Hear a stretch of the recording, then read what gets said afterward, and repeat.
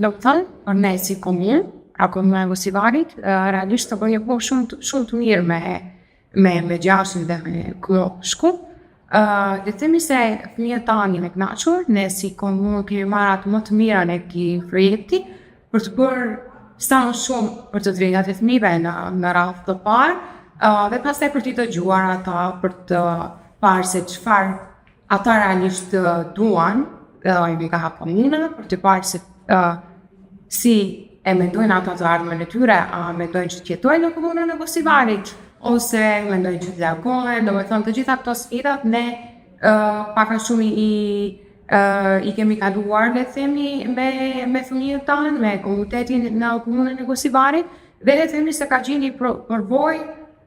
për mua personalisht, por edhe për të gjithë ekipin, një përvojë shumë e mirë. Aspekti më i rëndësishëm i përfshirjes së fëmijëve në proceset e vendimarrjes, le të themi, është se idetë duhet të burojnë pikërisht nga fëmijët. Fëmijët e dinë shumë më mirë se ne se çfarë ata realisht duan, për çfarë ata realisht kanë nevojë. Le të fillojmë me gjërat më bazike, çfarë dëshirojnë të ndryshojnë në shkollën e tyre, çfarë dëshirojnë të ndryshojnë në komunitetin ku ata jetojnë, çfarë mund të bëjnë ata për mjedisin, sepse ne kemi parë se kemi fëmijë shumë të zgjuar, dhe kemi fëmijë të cilët kanë shumë ide, dhe idetë e këtyre fëmijëve normalisht se neve na duan, domethënë i bëjnë punë edhe komunës, i bëjnë punë të gjithë vendit për një të mirë, për një të ardhmë më të mirë, le të themi.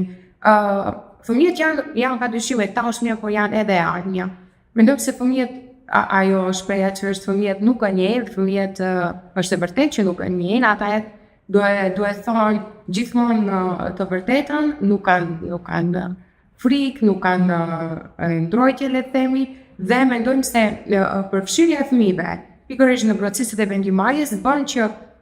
ne të jemi një vend më i mirë. Një vend më i mirë për fëmijët, por një vend më i mirë edhe për ne.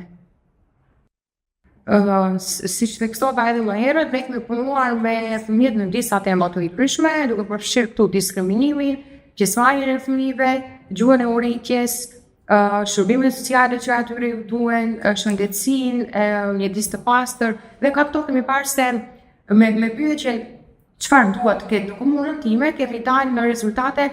të cilat realisht janë shumë të nevojshme dhe fëmijët duan më të mirën për to, dhe normalisht edhe ne duhet ta duam këtë. Kemi parë se fëmijët janë shumë më të sinqertë se sa të rriturit, se u përket për ta flasit të vërtetën, nuk kanë frikë, siç theksova. Kemi parë se fëmijët nuk dinë të diskriminojnë, por ua mësojmë ne në qoftë se ata bëjnë të tillë.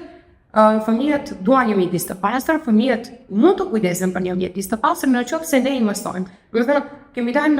në shumë rezultate duke punuar bashkë me psikologë edhe me profesorë të shkollave, se